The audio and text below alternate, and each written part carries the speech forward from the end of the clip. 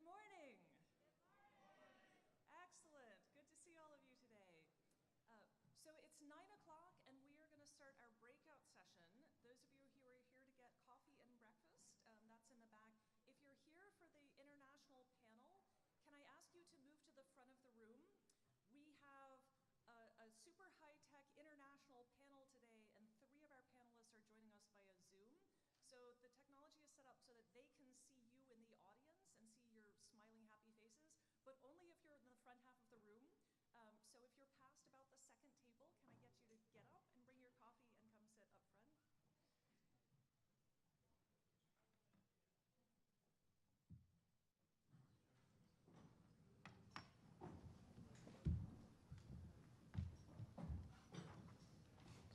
This microphone's not on.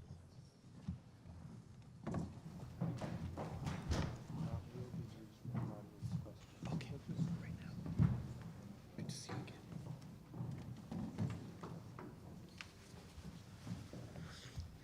Excellent, thank you. Now we're all cozy and friendly and can have a nice conversation this morning. My name is Jenny Schutz. I'm going to be moderating the panel this morning. If you were here yesterday for the kickoff panel, you heard Alan During, who's in front here, go through the litany of all of the successes that YIMBYs have had in the US. So from Minneapolis's comprehensive plan in California to ADU progress in Connecticut. So we know that YIMBYs have been winning in at least small ways in the US. It turns out there are also YIMBYs all around the world, and if you're on Twitter, you will know that there are in fact lots of YIMBY accounts outside the US as well. So we thought it would be useful to see what we can learn from what other countries are doing. High housing costs and scarce housing are problems in many countries outside of North America, but other countries are taking different tacks to the organizing, to the political strategy, and so we want to see what we can learn, what lessons might be applicable today. So we're going to have representatives from 3 different countries today telling us about what's going on. With us in person, we have John Myers from YIMBY London. And then we're joined by the magic of Zoom with people who are going to tell us about France. So Yona Freemark from the Urban Institute is located in DC, but has finished some work on France. And then we also have Konstantin Kolodin and Thies Butner joining us from Germany. So they're going to tell us a little bit about what the structure is of housing and land use approvals in their countries, how they're doing on YIMBY kinds of proposals, and what we can learn from that. So before we get into the nitty-gritty, I'm going to ask each of them to give us a little bit of an introduction. And if you can just tell us who you are, where you are, and how you got interested in studying housing in this particular country. So why don't we go ahead and start actually with our Zoom guests. Konstantin, do you want to go first?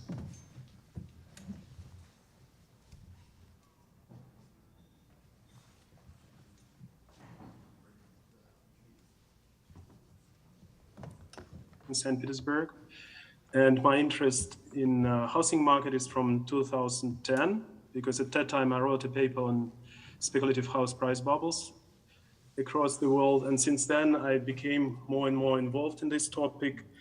And in the last, I would say 6 years, I'm focusing especially on the housing policy, in particular rent control and tenure security, and not only in Germany, although mainly in Germany, but not only in Germany. I created a database of rent control regulations across the world with more than 130 countries and states in this database. Excellent. Thank you. We may ask you some questions about other countries that as we go along. Yona, do you want to go next? Sure. Hi, Jenny, and hi, audience who I cannot see. I'm thankful to have been invited to present to you all today and talk about this important subject. My name is Yona Freemark. I am a senior research associate at the Urban Institute in Washington, D.C. I'm sorry I wasn't able to make it in person. My research here is focused on land use, housing, and transportation policy. I primarily focus on the US in my work at the Urban Institute, but I've done considerable research on France and have been doing work on France since 2008. I'm interested in specifically the intersection between transportation and housing policy in the Paris region. Great, thanks, Yona. And Thies. Yeah, hi, good morning. I'm a professor of economics here in a German university somewhere south of Germany, Bavaria. And actually, my field is not the housing market, but the public sector. So I'm doing public finance on various issues. Um, and why I'm talking perhaps a little bit about housing today is that a very interesting topic for the public sector is decentralization. And this is a topic, especially in Europe, where we've opened and abolished most of the borders. So there's lots of mobility going on, which has, in fact, changed the government in this public policy in Europe and sort of decentralized public policy. And if you're interested in local public policies, it's best, to really go at the maximum, go to the municipalities, go to the really low level, where you can see how public policy affects the local economy in a context of high mobility. And I did some studies on the German local public finance issues, but even also about the US a bit. And so it's a very interesting topic to study how local government conducts policies in an environment where everyone is mobile, firms are mobile, residents are mobile, and of course then the key issue is what is about the thing that is immobile, which is the housing market in a way, at least land. And so that is an interesting research perspective. Great, thanks. And we are going to dive a little bit more deeply into sort of the relationship between housing policy and local public finance, who pays for services and who retains the taxes when we get through the questions. John? Thank you, Jenny. So I'm the co-founder of the YIMBY Alliance in the UK, and thank you all for being ready to grapple with international housing issues as the first session of the day. I got focused on housing when I realised how broken it was in England and how many other problems the housing crisis can cause. And then I got obsessed when I realized England had been going round in circles for 70 years, trying the same series of reforms and failing decade after decade. But there were plenty of new ideas for reform, for improvement that hadn't been tried from people like Nolan Gray, who's at this conference, or Bob Ellickson, Rick Hills, David Schleicher. And so we've been building a coalition to try some of those new ideas. Excellent. Can our Zoom speakers hear? All right. All right. While we figure out the technology on the Zoom end, why don't we start with John? So before we get into kind of parsing what the reforms look like, let's get a couple of facts out on the table, thinking about how the housing approval process works, who's in control of land use, right? And these are countries that have different kind of political structures from sort of national down to local level. So John, maybe you can tell us a little bit about what's the level of government that has primary authority for land use decisions in the UK, and tell us a little bit about how the process works. In particular, is the development process rules-based, or is this fairly discretionary? Sure. Well, as you know, the UK has plenty of idiosyncrasies.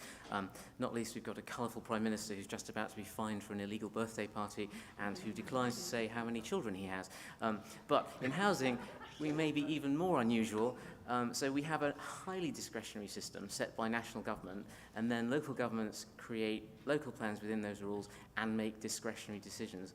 And the most remarkable feature of all is that the National Housing Secretary literally has the power on their own to call in a big application on a site in any part of England and make a decision whether to permit it. And you can read more about that in the excellent piece that Alan Durning wrote on England. But England has enormous potential for environmentally friendly infill that would reduce carbon emissions, reduce inequality and improve growth. And we just don't have a system that's designed to allow that. We have a system where the process of decision-making gives huge weight to small groups of people who just don't want any change. And it makes hard to get approvals for development that would make that community and the place better off and generate more housing. And just to make sure that, because this is sort of a foreign concept for Americans, we work in a system where local governments write zoning and then applications to build go through that. If they want to build something that doesn't conform with zoning, then you have a discretionary process where approvals have to be granted.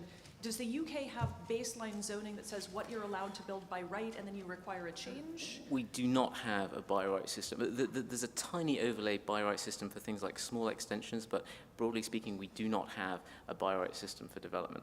Right. So every land use change requires discretionary approval. Yes. Right. This is. I still find this mind blowing every time somebody from the UK tells me this. Well, welcome to my world. Let's pivot from the UK to France. Yona, can you tell us what's the level of government that controls housing approvals and land use, and how much is this on the rules-based versus discretionary spectrum?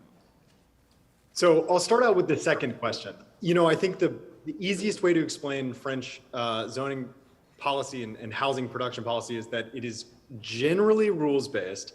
However, there are opportunities for discretion. And so to back up for that for a second, I would like to sort of briefly overview how decision-making is made about new development in the context of French cities. So up until the 1980s, the national government controlled all land use policy, which might sound crazy, but essentially there were these people called prefects who still exist, who made decisions about what was allowed on each territory throughout the country. This changed with decentralization reforms, specifically in the late 70s and early 80s, that basically gave all that power to local governments. And that means the lowest level of government in France, the municipality. Now, in the years since the 1980s, there have been a number of clawbacks to that have added layers of supervision from other levels of government that have sort of diminished the effect of decentralization in a number of ways. So just to give you an example of that, recently, the decision was made to pull land use decision-making, like the planning system, up to what are referred to as intercommunalities, which are groups of municipalities operating within a metropolitan area. And so essentially, the land use decisions are supposed to be made at that intercommunal level. In addition, the land use plans of every municipality have to be subject to regional and metropolitan scale plans. So those regional plans actually have legal authority over the local land use decision making. Now, the one way in which the rules-based regime that I've described is not exactly true in France is the delivery of building permits.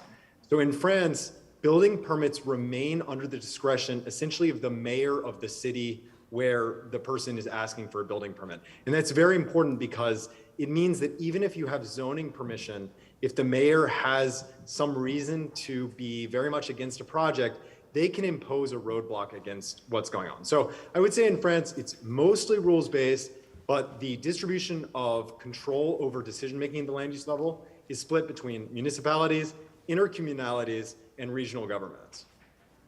Which sounds a little bit like the way states like Oregon do it, that there's kind of a state-level oversight of land use plans, but then localities oversee the actual implementation.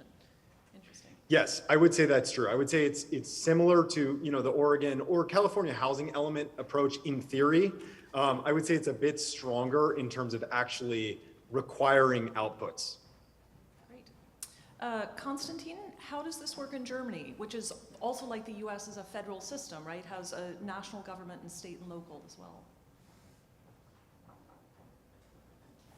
I'm sorry, yeah, now I can speak. As far as I'm informed, it's in a sense similar to France. So it's rule-based, and the framework is adopted at the federal level, like building codes and things like this. They are adopted at the national level, and then the building permits and zoning is done across these general lines defined by the national level, at the local, at the municipal level, and the decisions on building permits are made at the level of municipalities. But going to practice, I should say that the performance is very different depending on the municipality. For example, in Berlin, we have in the last 6 years, there has been a decline in the number of building permits, and that despite of a surging demand for housing. So it's a pretty paradoxical situation. for a big city like Berlin. And yeah, it can have to do with the discretion of the local authorities that at one hand, at the other hand, it can have to do with the lack of resources, because in the previous years, from mid-90s till 2010, there was a decrease in the population, and many of the services were downsized. And nowadays, there are not enough persons to take care about the building permits in the municipalities. Therefore, they cannot really address the growing number of applications for building permits, and this leads to backlogs and to even, as I said, in case of Berlin, to declining number of building permits. Yeah, no, that's a great point, thinking about the capacity of the government that's administering this, whether they have enough staff and capacity and time in order to implement the process. Exactly. Great. Thies, I want to switch gears a little bit with you and start getting into some of the public finance implications. So those of you who are familiar with the US process, it's not uncommon for local governments to be hostile to development, and especially lower cost development, because of the public finance implications, right? So local governments have the primary responsibility for paying for things like schools, transportation systems, parks, and they rely heavily on property taxes assessed on both homes and commercial properties to pay for that, right? So the local government decision in the US is very much a developer wants to build an apartment building or a subdivision. What are the property tax revenues that will bring in? How much demand does that place on public services? Is this going to be a fiscal net gain or net loss to the community, right? So that drives a lot of the local government decisions here, independent of what sort of voters who may be NIMBYs want to think. How does it work in Germany? Who's responsible for paying for services that are consumed locally that depend on how many people live there? And how does the revenue get transferred to pay for those services? Yeah, thank you. Yeah, in fact, the basic issue for the municipality is, I guess, not so different between North America and Germany. So they are running a budget, and they are, of course, interested in how they meet, all their needs in terms of revenues. But the institutions differ, and I would just add briefly to the point about who's responsible and the building permits. And so a very important point that Konstantin was making is that it's actually federal law. So the building code everything is federalized here. It's only the administration that to some extent is localized.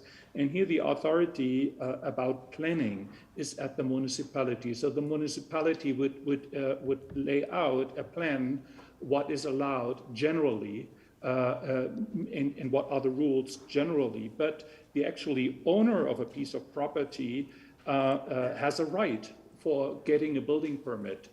If the authority has no way to say no, if the local owner fulfills all the rules, and which are in detail in the zoning plan, and the municipality would not give the permit, then actually the owner can go to a court and make sure that the property is actually, that this use is possible. So this rule-based element, I guess, is very important. And if it comes now to the incentive, whether how would they consider, for instance, increasing more land for residential use, they would make this decision in the zoning plan. And the incentive is like everywhere, they want to make sure that the revenues are covered. They have similar instruments for revenues as the US jurisdictions, for instance, like they have a property tax and they have local income taxes and stuff like this. But the important element is the heavy degree of fiscal redistribution.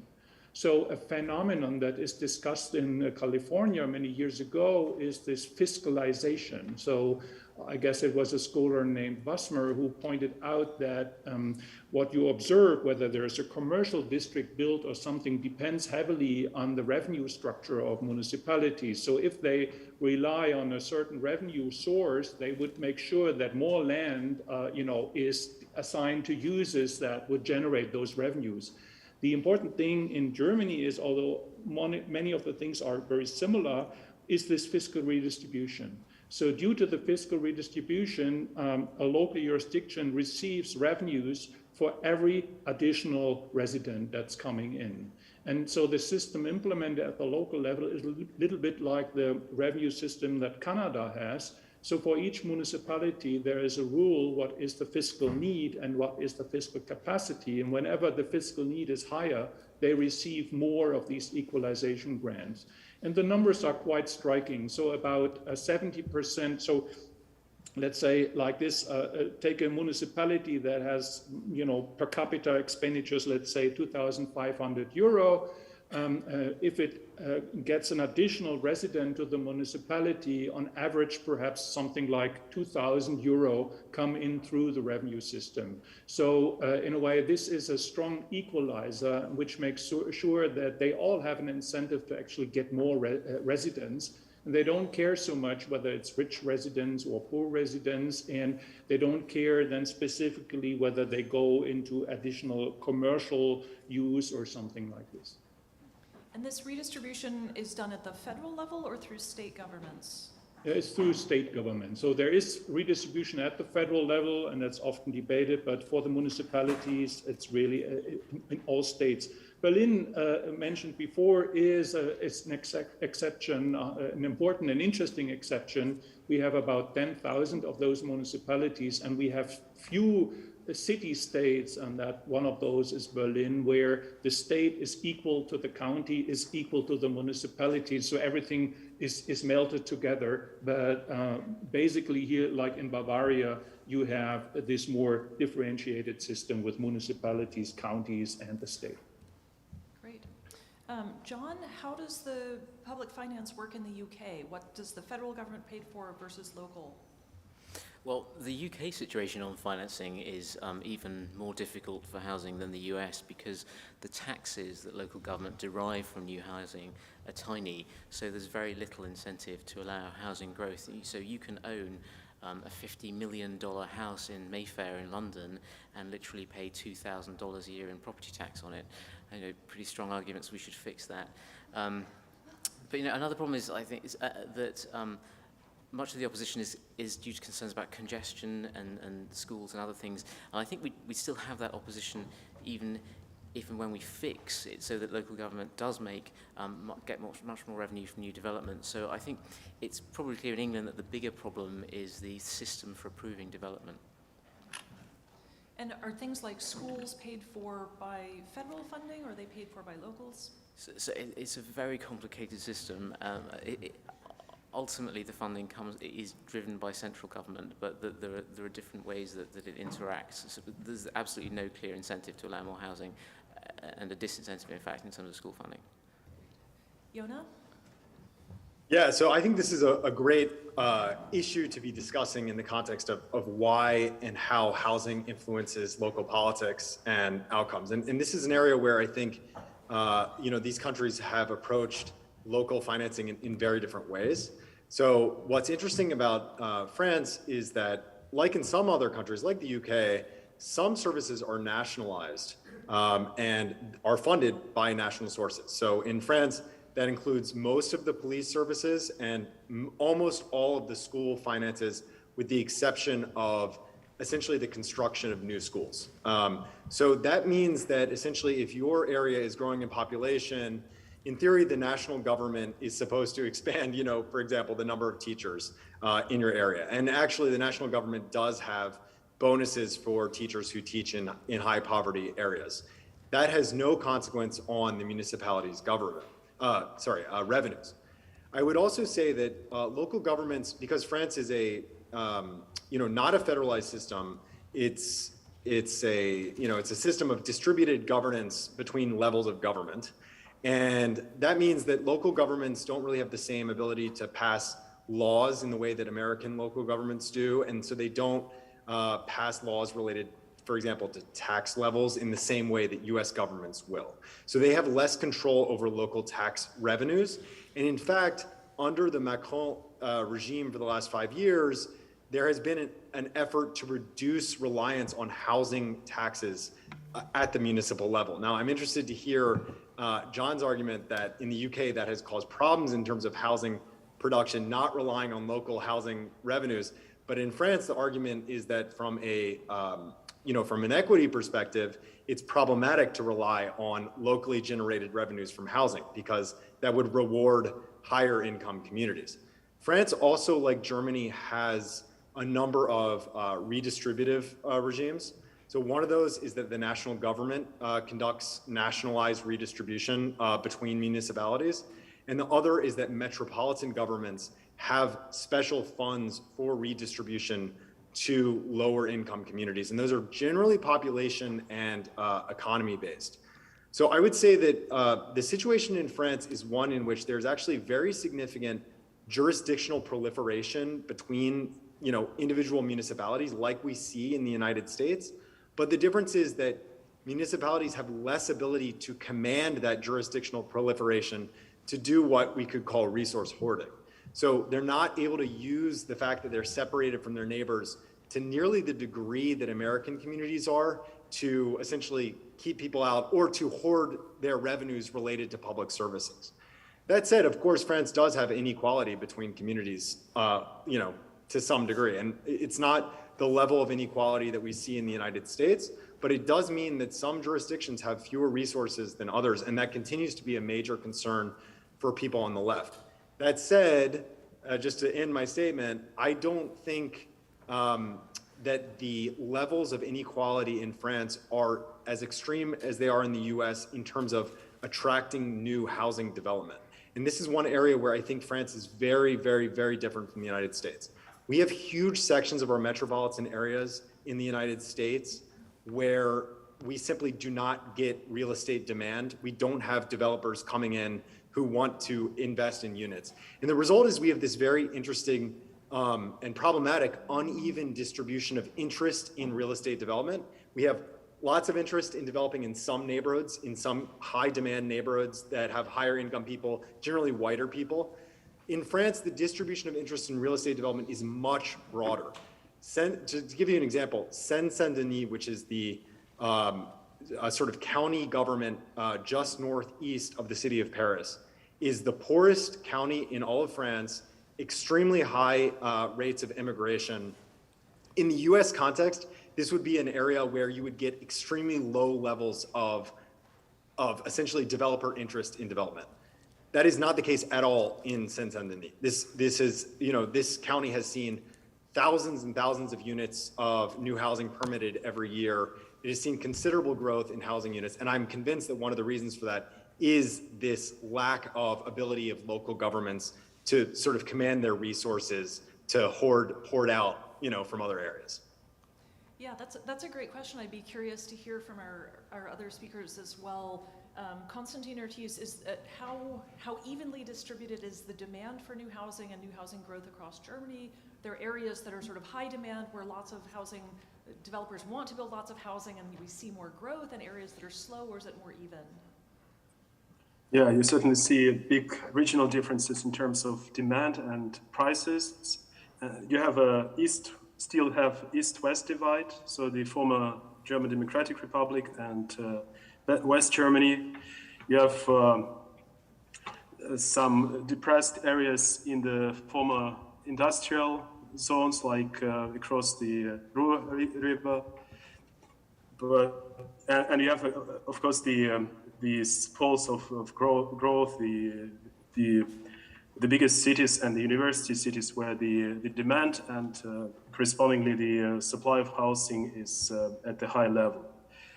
Plus, in terms of, if you look inside cities, then the very important thing that local governments try to guarantee is the absence of any gentrification. This is a big issue which is discussed in the media and by the politicians, and there are lots of policies that try to avoid gentrification, to try to avoid gated communities. In fact, I don't think that there are any gated communities in Germany, because even within the same house there are people belonging to different social classes. So, and I think for Germans it's very important to have a mixed population, so to avoid any kind of settlements populated mainly by poor or by rich.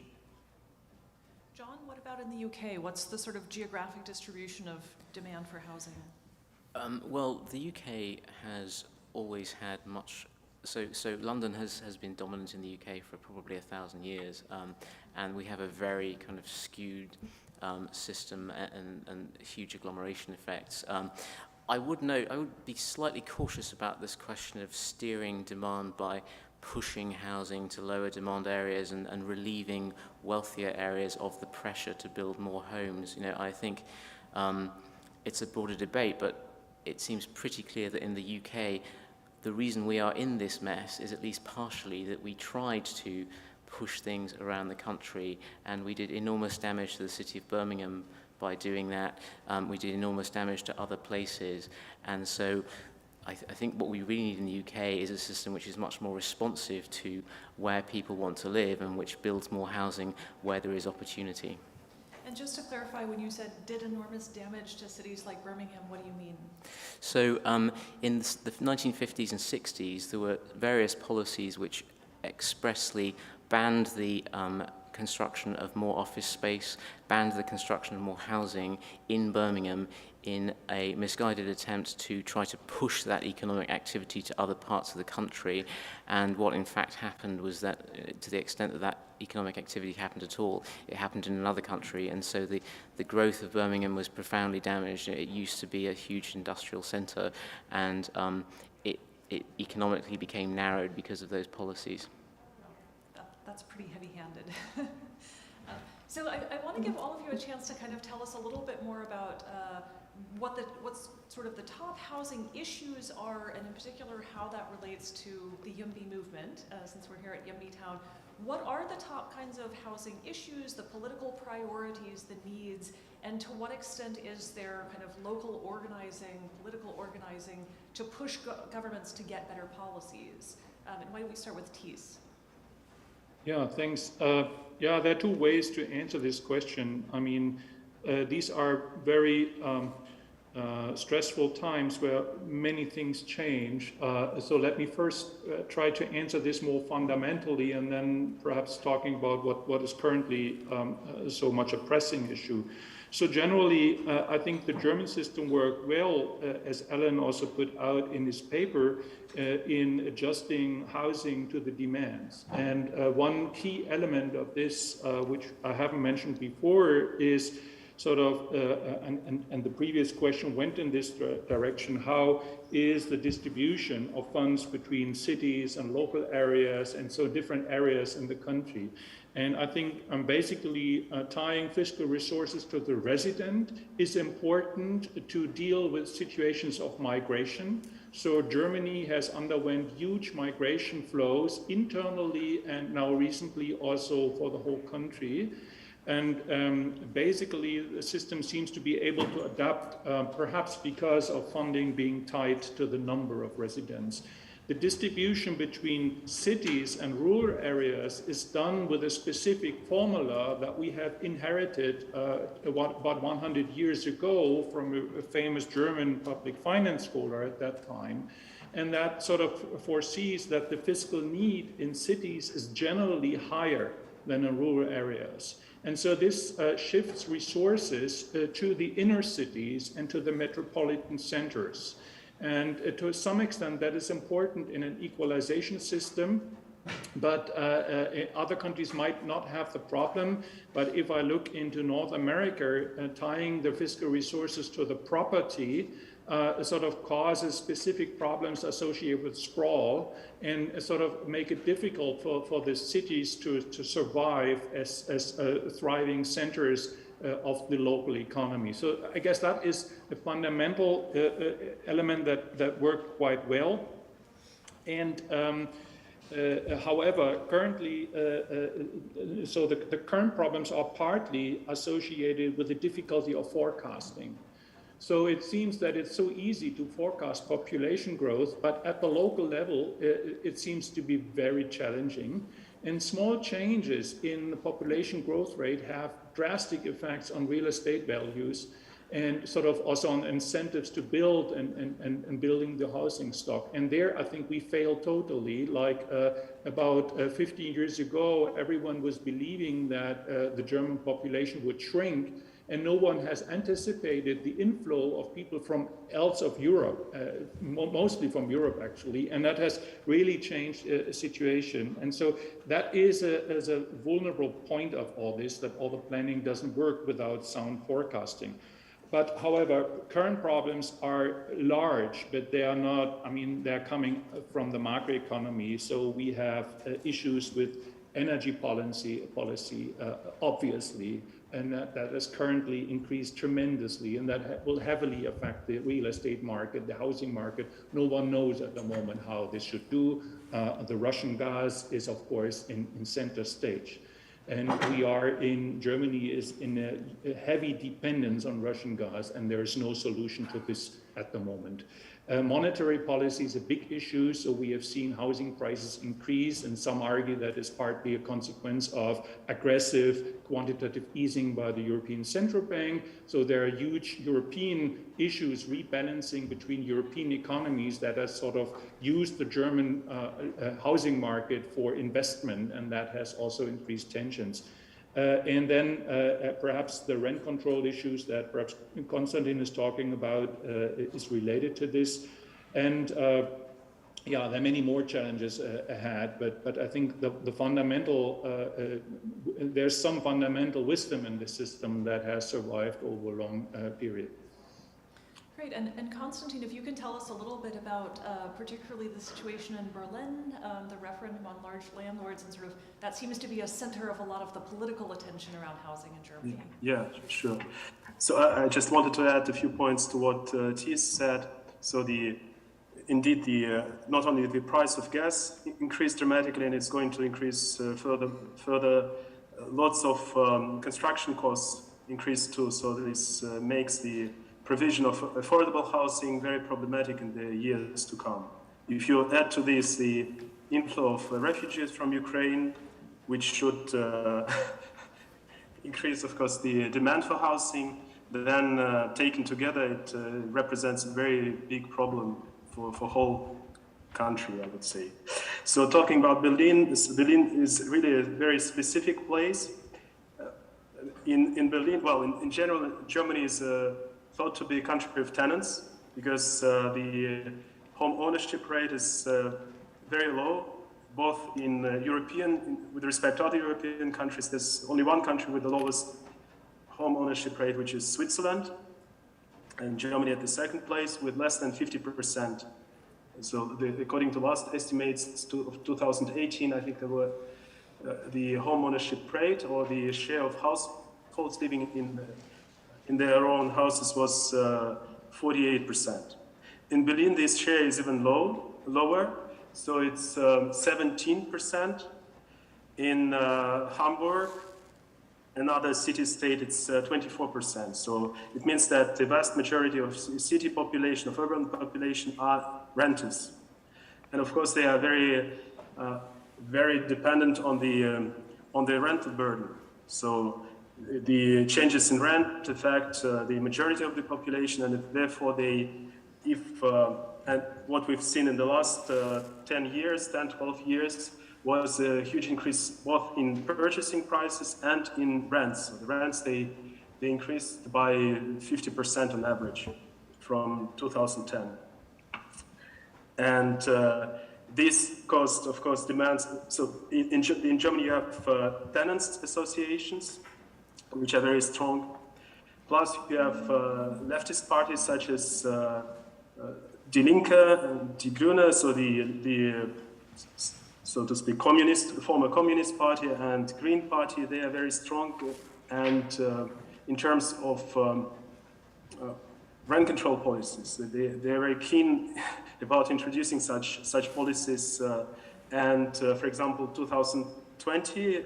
They managed to do it in Berlin. They introduced a very strict rent control policy, which is called Mietendeckel, which can be translated as a rent freeze, because the rents were frozen. And the idea was that they are to remain frozen for 5 years. but less than a year after the introduction of this law, it was revoked by the Constitutional Court. And there were lots of problems for the tenants because they had to return the money that, because the rents introduced under the rent freeze were lower than the rents these tenants used to pay for their dwellings. And then after 1 year, they had to return this money, the difference between the frozen rents and actual rents. And in some cases, it could be a huge amount of money. And plus, above this, there's a trend in growing amount of housing which belongs to private housing companies, like Vonovia, Deutsche Wohnen. Some of them are international, some of them are German companies, and this is this is a trend that how should I put it? I mean, many people are not happy with it.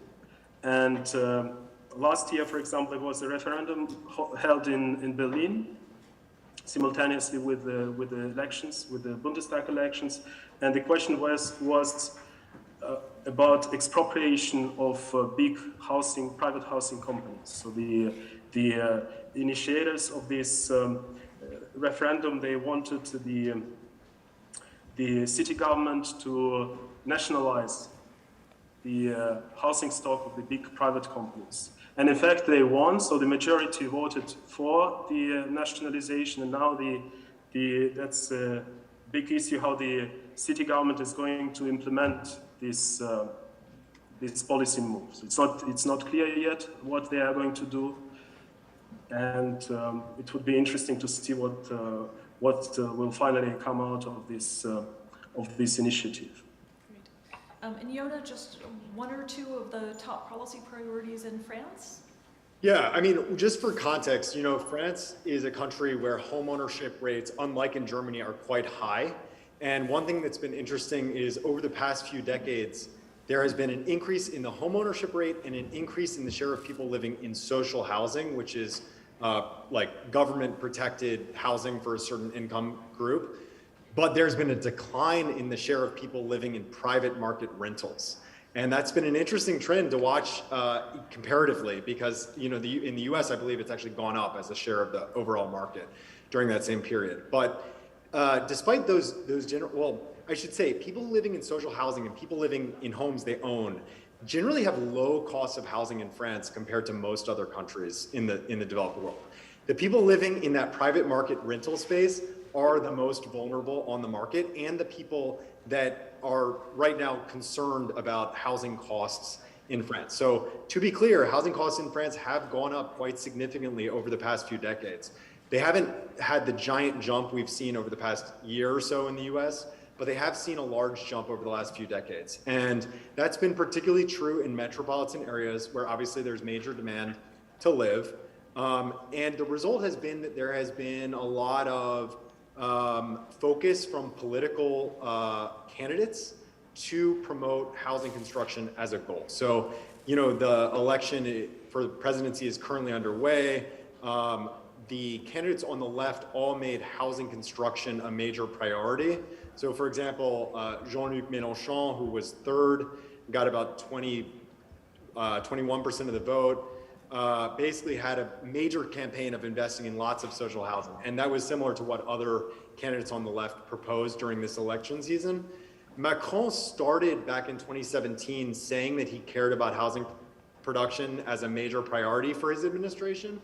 But compared to previous presidents, both Sarkozy and Hollande, he actually has arguably done less for housing production.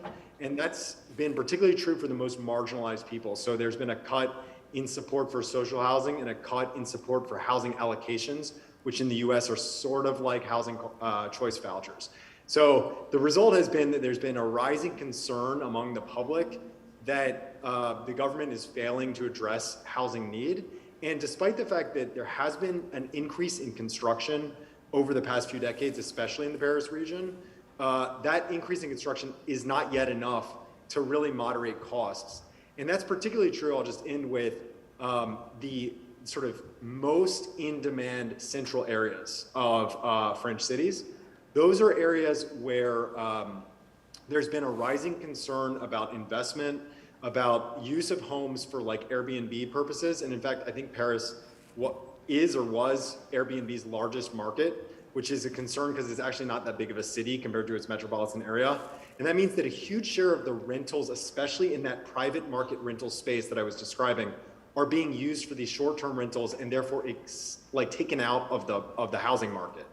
And from that perspective, there's been a lot of effort at the local level to institute rent control, which is now legal to some degree in French cities, and to basically prevent that kind of use of short-term rentals. So I would say that those are some of the major concerns right now. Great.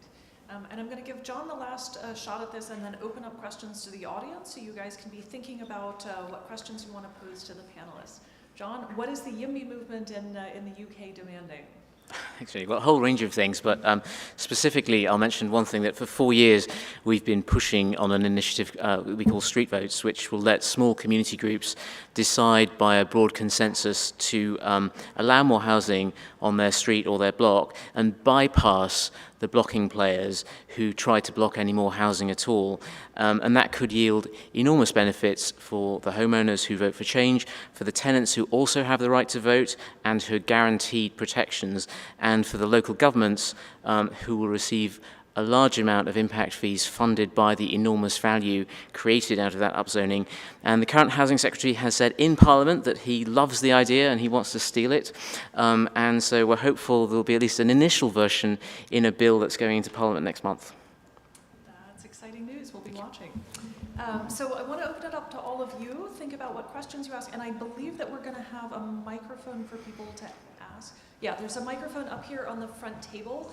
And so if you speak into that, then it will translate and our speakers will be able to hear you.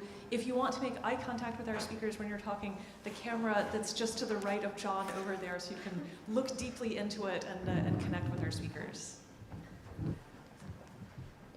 Who wants to kick it off?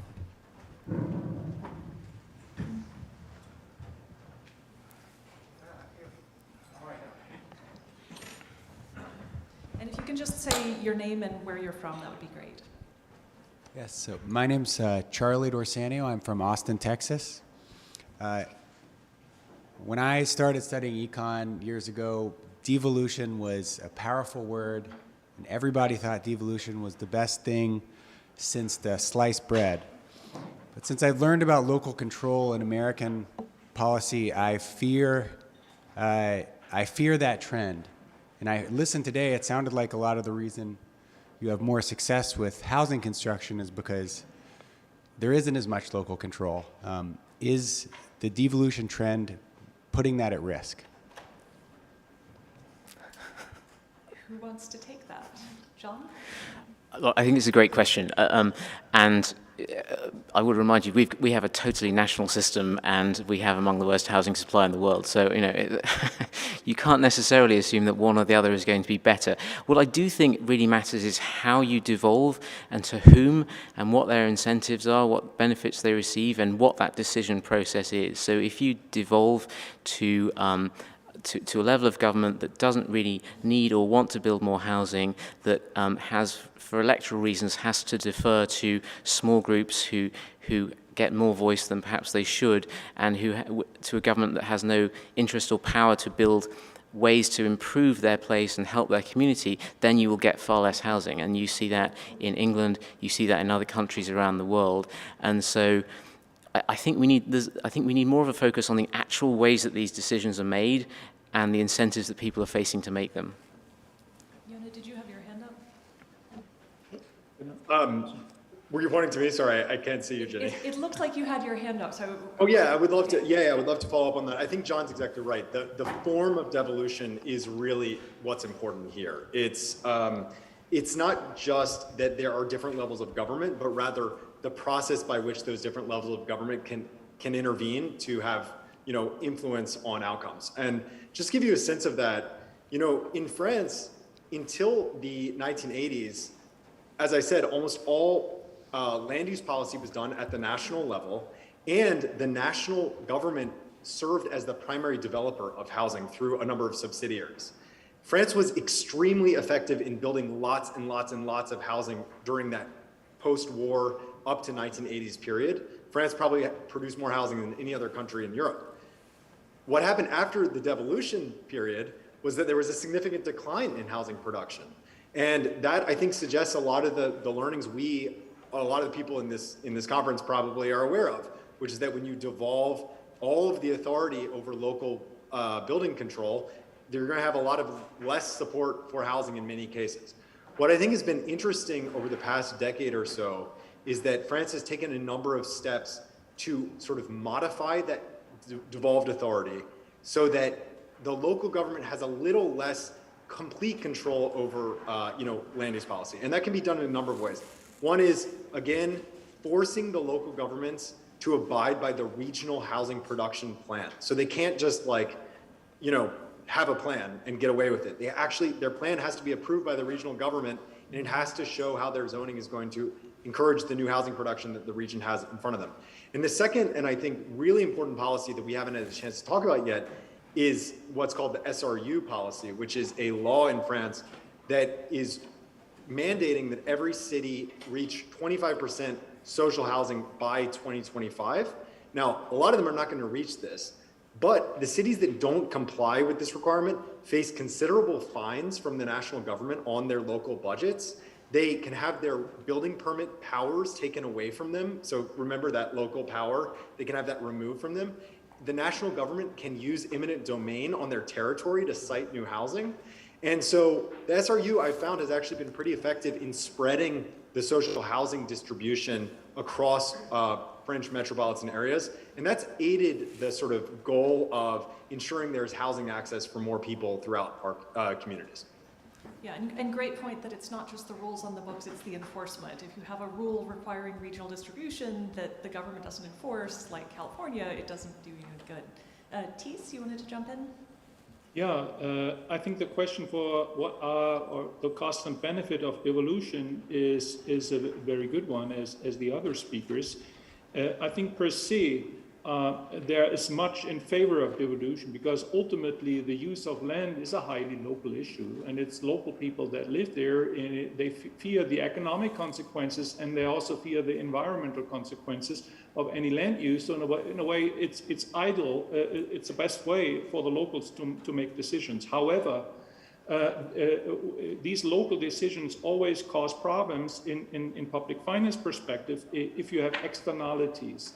And I think there are important externalities. So one externality is the poverty issue that Jona was speaking about. So how you treat the poor people may affect surrounding municipalities. And so you have all sorts of spillover effects where these externalities are, of course, not addressed by devolution and may actually be aggravated.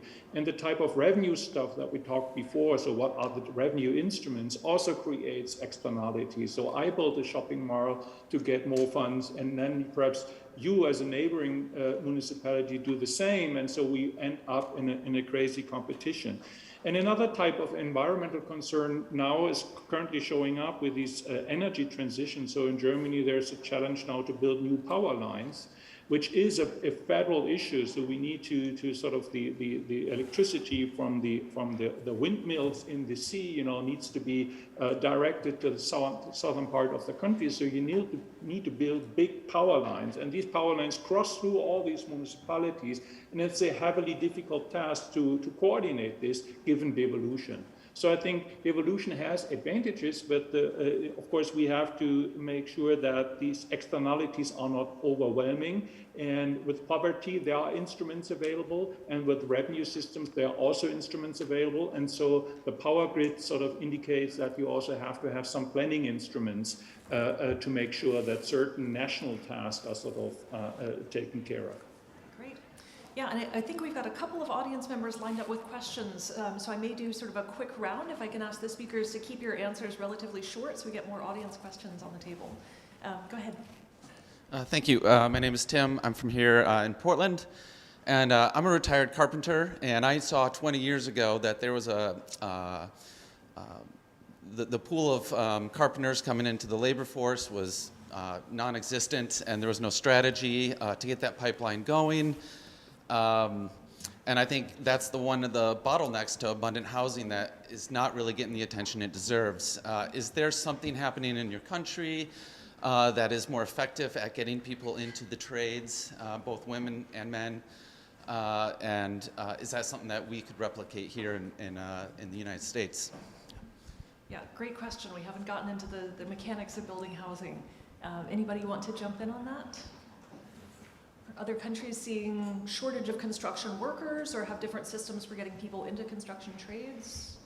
John? I mean, I was just going to say briefly, you know, in France, there is more of a apprenticeship system than in the US. I think it's less than Germany, actually. But the result is that there are trade guilds and trade programs for learning specific elements. Also, the government has a much clearer path between specific schools and specific jobs on, you know, a variety of different industries, including housing.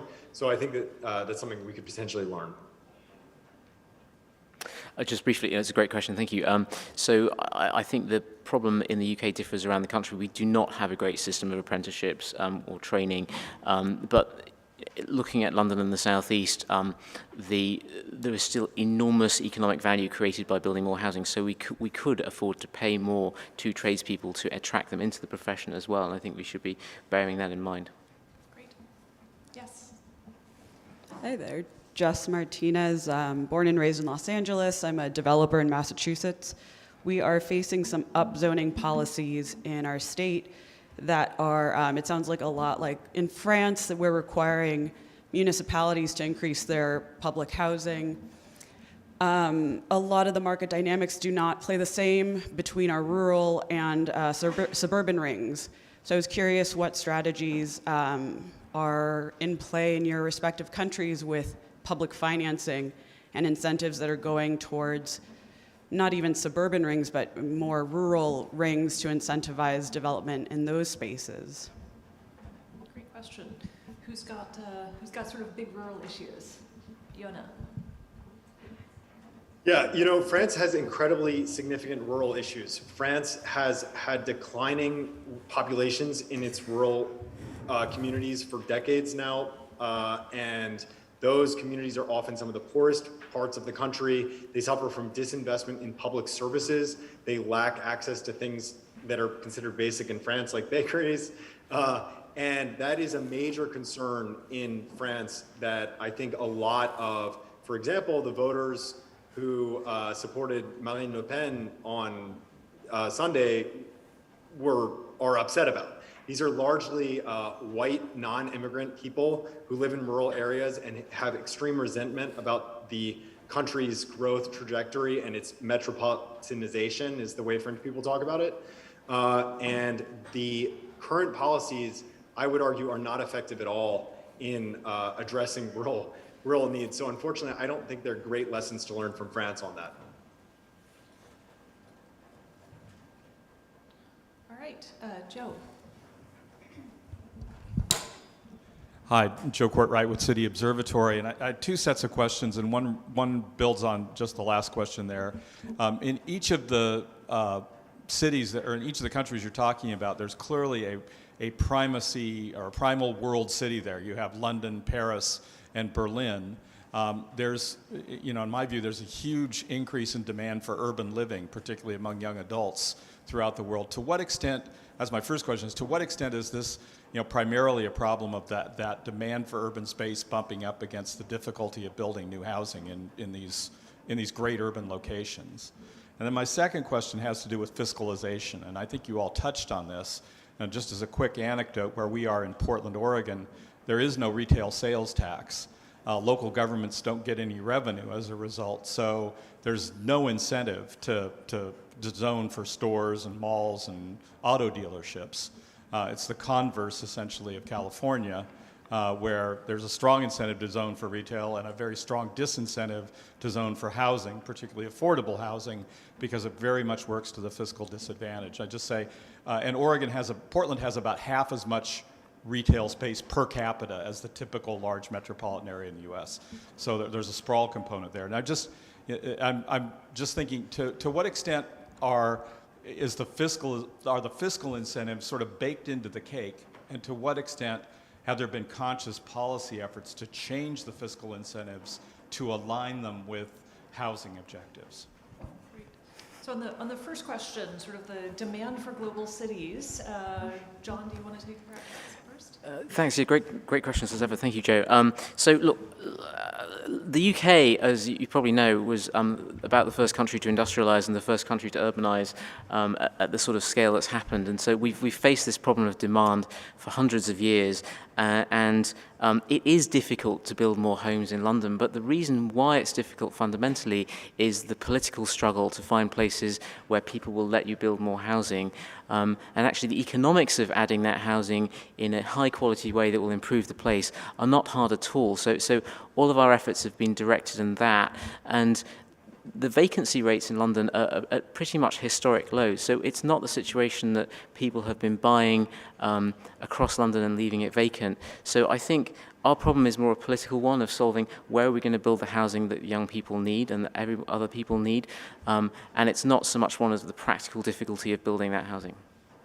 And Constantine and Thies, I'm curious because Berlin and Frankfurt are both global cities with very strong demand, but my sense is that they have quite different dynamics, at least around the politics of housing. Does that tell us anything about is it fundamentally about global cities are in high demand and hard to build, or is there something more specific about the local environment? Yeah, if I may, I mean, there is an interesting difference, I think, between Frankfurt and Berlin. So in Frankfurt, if you go to the airport, you are actually leaving the municipality of Frankfurt and you are crossing other municipalities. So actually it's an agglomeration of many different municipalities. The city is rather small. And so it's the whole area that is attractive for people to come in. So people that move to Frankfurt for job reasons or whatever, they live in the entire region, and it's the total capacity of the region to produce the housing. And so far they have been quite successful. Important elements there are, of course, public transport that crosses actually the municipality boundaries and actually goes around. Actually, it has created a situation where now we have no skyscrapers usually in Germany. We have some in the city of Frankfurt, but actually now you see that in some suburbs of Frankfurt, you see skyscrapers building up. So actually people found out that you can use the network in both directions.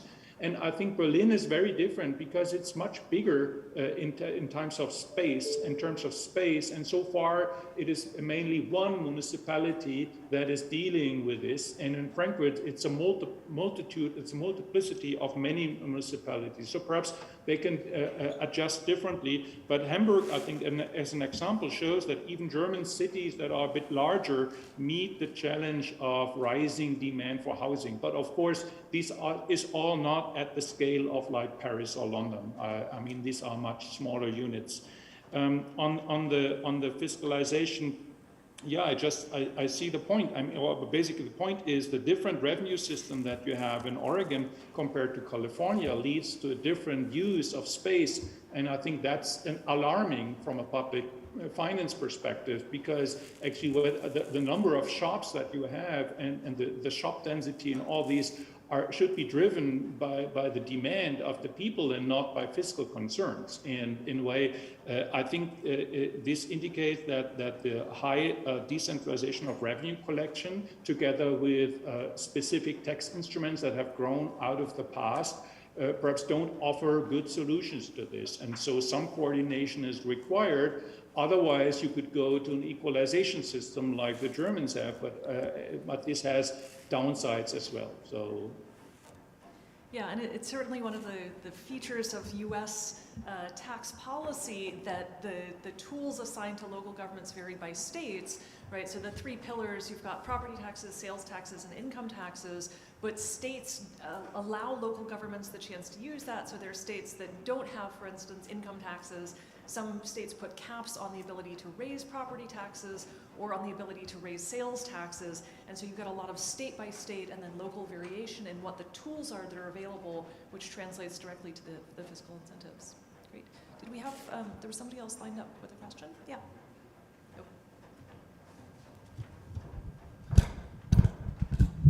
I'm Eli Spivak from Portland, Oregon.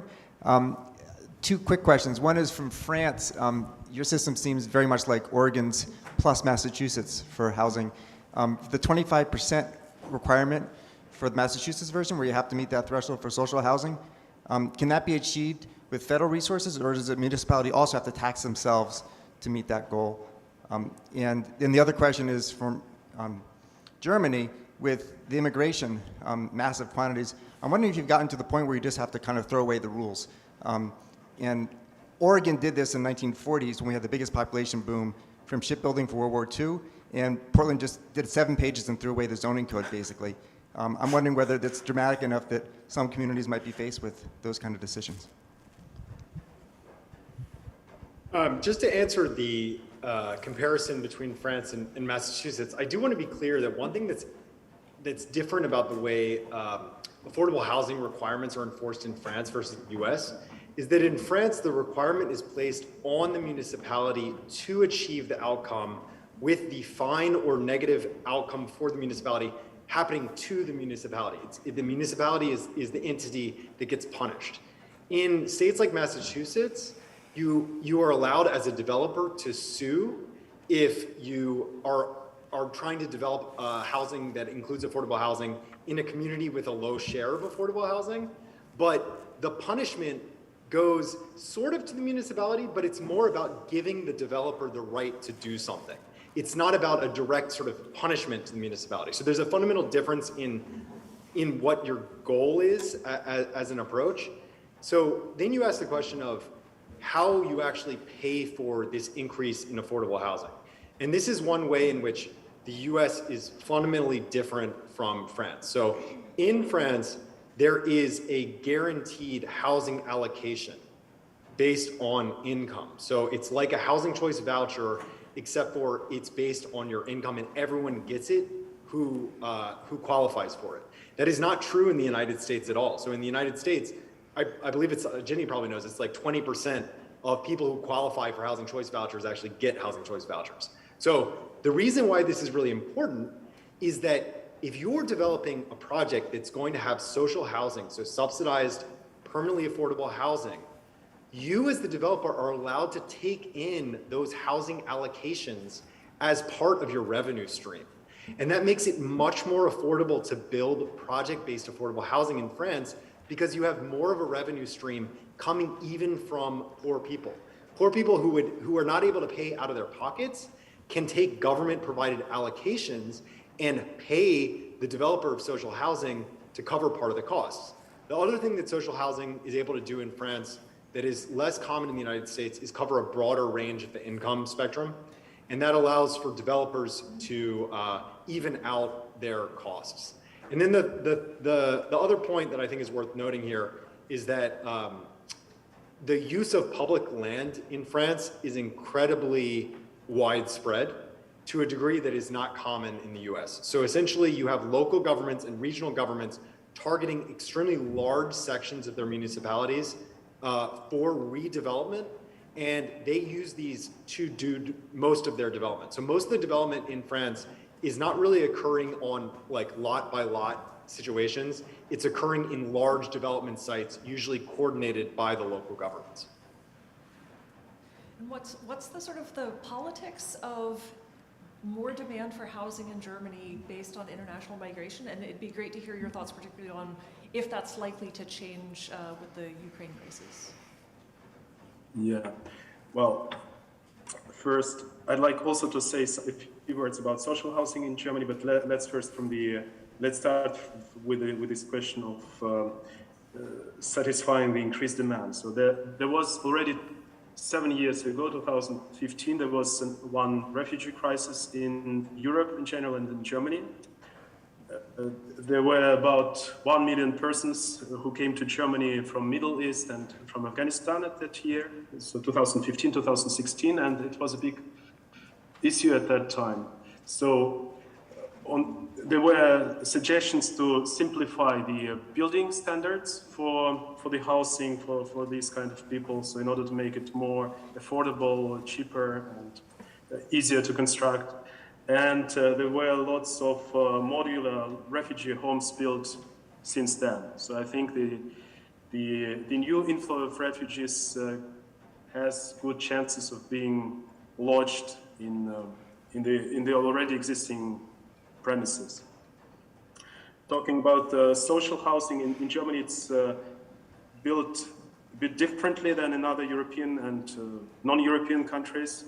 Its share currently is about 4%, so it's much lower than in France, for example. And it had its maximum in the 1960s, but since then it has been declining. And the reason is that, first, the social housing in Germany is predominantly private rental housing. So it's not the government, not the municipality that is providing. It's also municipality, but mostly these are the private landlords who provide the social housing. And the second thing is that it was, and it still is, limited in time. So you, as a landlord, promise to keep this housing as social, this dwelling as social for 20 or 30 years. During this time, you obtain some kind of government support. It can be subsidies, it can be also low-cost loans or low-cost construction plot. But after this 20 or 30 years period is over, this is no longer social housing. This dwelling can be offered at the normal rental market. And therefore, over time, you have, we had a decline in the proportion of this social housing. Now it's considered to be a big issue because of the affordability problem. So people ask for increasing the share of social housing in Germany, and some big cities like Munich, Berlin, and Hamburg, what they do, if there are big development projects, then they ask or this is a precondition actually, they ask the developers to provide at least, I think, 30% of the dwellings as social dwellings. Otherwise, you cannot obtain this, the permission to build, you cannot obtain this plot of land to build on. And I suspect that in the few years to come, we will see an increase in the social housing rate in Germany too. Hi, my name is Jess McBride. I am an urban planner in Los Angeles. I work for YIMBY Action, a nonprofit here fighting for housing. So I'm an urban planner, but my first field of study was anthropology. And so I come at housing advocacy also with this cultural lens and, seeing how humans have this, seems like a global resistance to the newcomer. And even though, we are constantly, making more babies ourselves in our own families. And so this, this disconnect is really interesting to me and also troubling to, be reminded that it's also in Europe and other parts of the world.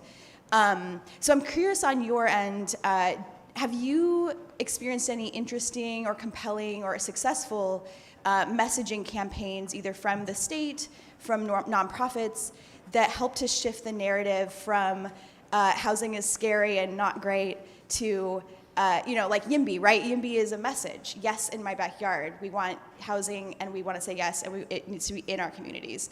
So I'm curious, from around the world, have you seen any messaging like that helps shift the narrative?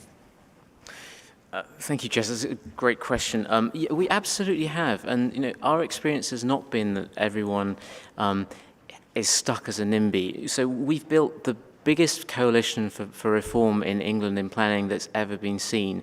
And we've done that by just being willing to look at new ideas and to reach out across party lines and get a whole range of different groups and organizations to see and appreciate the benefits that more housing can bring for them and their communities.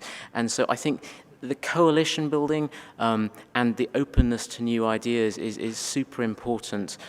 We've also, I should mention, been given some charitable funding to help other campaigns wherever they may be if they're interested in exploring creative ideas to help them build those sorts of broad coalitions. So please reach out if that's of interest to you.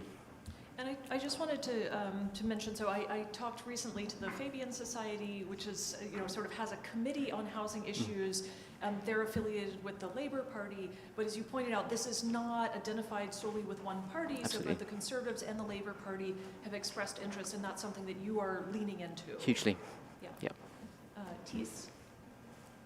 Yeah, just trying to answer some of a bit the question about the refugees and whether they are welcomed or not. I mean, the refugee crisis from 2015 was a bit special. I mean, the background, of course, is war, and an important element in terms of policy was to distribute refugees over the whole country. So the state governments sat together and they produced a formula, and in a way the idea was, according to population, that every municipality would receive some part of the refugees. This distribution sort of made sure that the whole country had an awareness of this issue. That's one element, and the other is, of course, that this distribution caused that sort of it was not concentrated so much in specific areas. Issue is, of course, how to implement it, because some of the refugees actually don't want to live somewhere, they want to go to the city. So there's some tensions in this still, but nevertheless that played perhaps a role. But another aspect should be mentioned as well, that is the situation of the German labor market. Germany has just reduced the employment rate substantially when this refugee wave came in. So actually there were lots of opportunities to pick up work. And so therefore perhaps that explains why it was more like a YIMBY rather than a NIMBY. Great. Yona, do you have a quick answer? Yeah, so I think this issue of messaging is really interesting. One thing to keep in mind about France is that while there are advocates, the role of advocacy is, I think, less strong outside of the union movement. And so most of the political conversation, I think, occurs between political officials and in campaigns that occur between individual parties.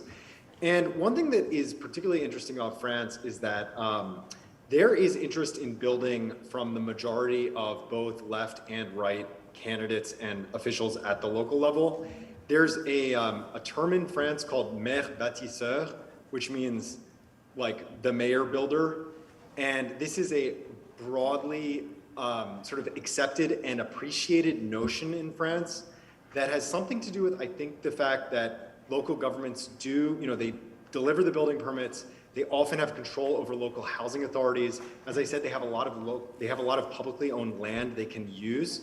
And as a result, there's a sort of a culture of interest in building that I think is not at all visible in American cities. And I'm not entirely sure how we move past that in the US, but I do think that is one reason why, France is a bit more successful in building housing. Although that was certainly a characteristic of American cities in previous generations, right? So if you look at cities like New York and Chicago, they had periods of time when the mayor was interested in building giant monuments, so sort of, tall skyscrapers and big buildings, and we have modern building techniques and we want to grow our population. So in the US, certainly there's sort of this, post-1960s, we went from the growth machine to the anti-growth machine.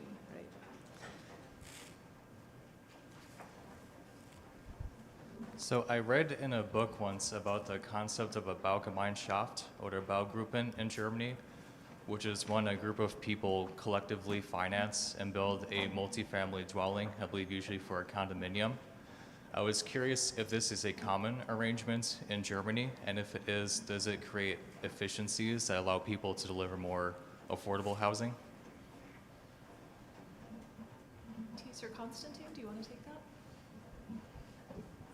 Did I understand you correctly that you were asking about building cooperatives, or was it another scheme?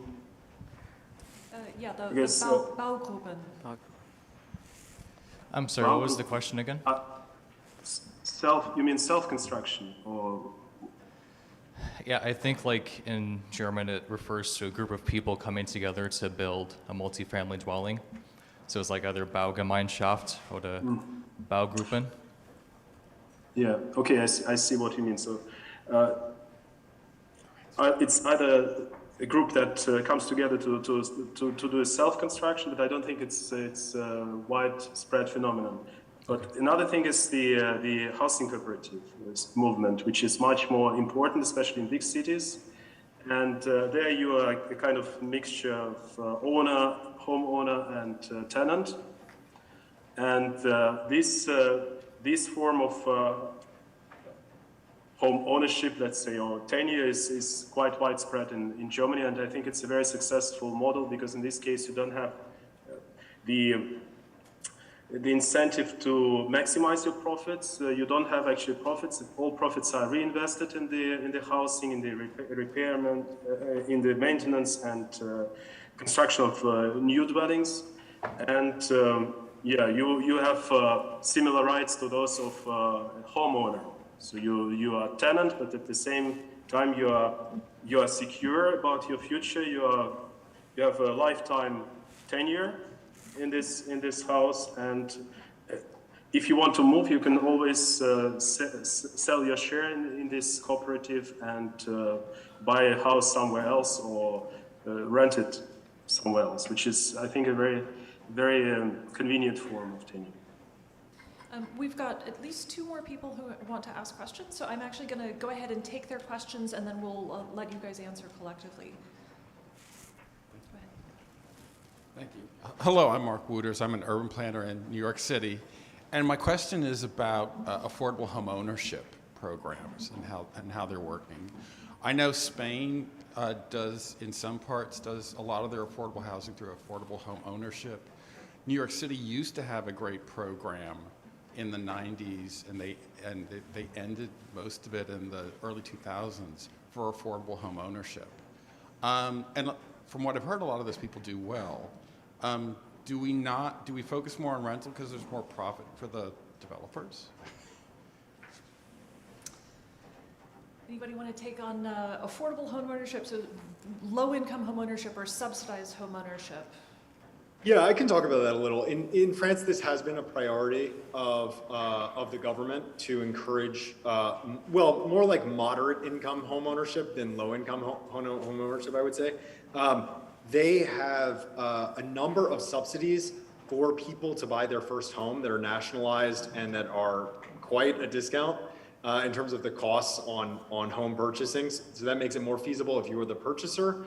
They also have significant tax relief for construction of all housing, specifically moderate income home ownership housing.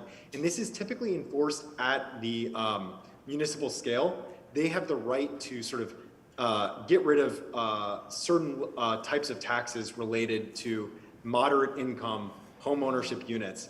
And so there's a reason why France has a high home ownership rate, and a reason why, frankly, the median French family has much higher assets than even the median American does, and that's because of the home ownership. John, do you want to talk briefly about the UK's transition of social housing to ownership? How long have you got, Jenny? I mean, specifically, there is a concept of subsidised home ownership being relaunched in the UK, and that's it's somewhat politically controversial because it does tend to split across party lines. So we haven't really gone near that because we're aiming to build a cross-party coalition.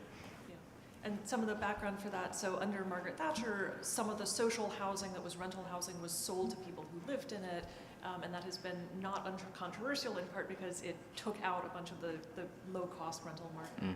Yeah. Hi, my name is Mel. I'm from Portland, Oregon.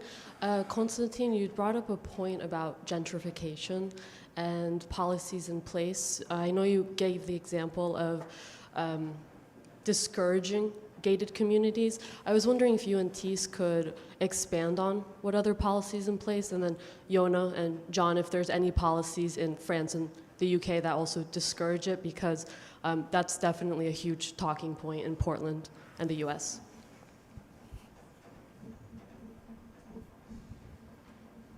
I guess in terms of what Germany does in terms of gentrification, I guess Konstantin is perhaps better equipped to answer this, because I guess it's a big issue, especially in Berlin, and not so much in other areas, so it's not so much talked about. Just a quick follow-up on the cooperatives. I think Perhaps, I'm not a legal expert, but I think a very important precondition for these housing cooperatives being successful is the legal environment. So we have a specific legal entity that's a cooperative that's enshrined in the law. And so there's a long tradition of this. And so I guess it's easy to set up such a cooperation as a legal entity and to register the piece of land in the official register, and at the same time speak as an entity in terms of tax and other matters. So I guess there are some legal issues here, and if you want to study the success of this in Germany, perhaps you need to talk to a scholar in law that enables to sort of highlight what are the specifics here in the German law that facilitate this type of environment. Yeah. A few words about anti-gentrification policies. Indeed, we have lots of different policies, and some of them are provided for in building code, in the German building code. For example, the so-called Milieuschutzgebiete, which can be translated as special social composition protection areas in the cities. In Berlin, we have, I think, a couple of dozens. And the number has increased dramatically in the last years. These are parts of cities, of the city, that are designed by the local government, not even by the municipal government, but by the government of the district, the corresponding district. So they decide that a certain area is under risk of being gentrified, and they impose their special rules. For example, they prohibit such improvements that go beyond the normal standards of housing. For example, if I don't know, if you have a private elevator which goes to your dwelling, it means that it can be prohibited, or at least you have to ask for permission to do improvements like this. And the idea is that when the housing is improved above the standards, which are, by the way, is a very vague notion, because they are not defined anywhere in a particular way. But if you are thought to improve the quality of your housing beyond these standards, then it means that the value of your housing increases too much, and at the end of the day, it can imply that the value of the neighboring houses will increase, and this will lead to gentrification. And Jona mentioned also the Airbnb, and I know that in many European cities, it's not directly related to gentrification, but it's related to the so-called misuse of housing. So in many European countries, especially in big touristic cities, there are rules that prohibit, for example, letting the dwellings for more than half a year as Airbnb, as short-term rentals. And there are also prohibitions to convert rental housing into homeowner-occupied housing, and there are prohibitions to misuse housing, for example, to use residential premises for non-residential premises, or to put together smaller dwellings to bigger dwelling, because it means that the supply of dwellings in such a way will decrease.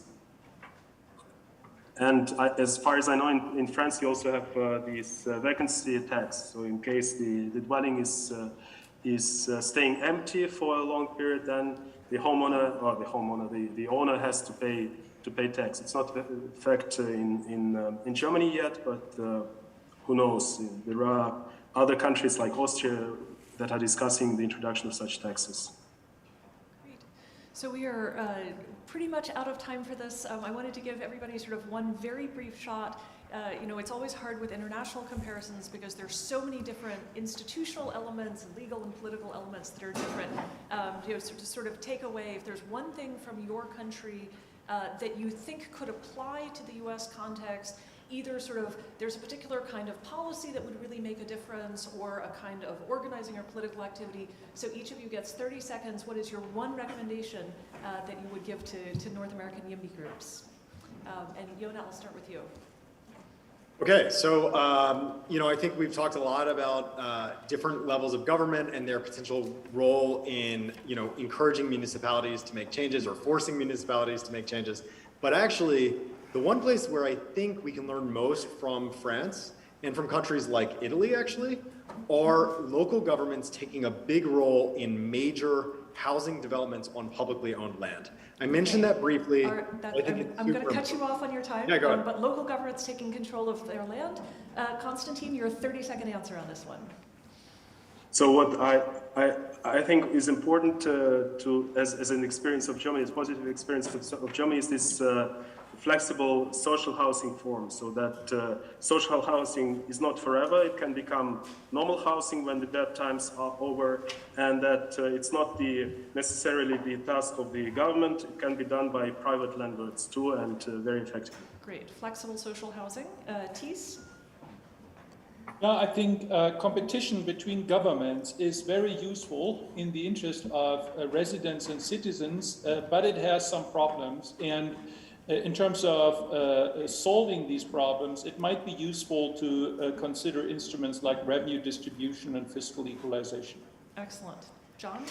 I would say bear in mind the importance of coalition building and of being willing to try new and creative ideas to build those coalitions. And we are now in a position to help if any of you would like to chat with finding those ideas for your area. That is a fantastic message for YIMBY Town to end on. Coalition building around better policies. Thank you very much for joining us, and thanks to our online audience.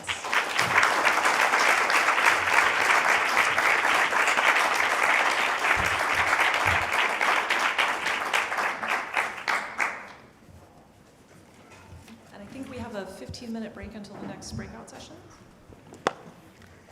No, I have to.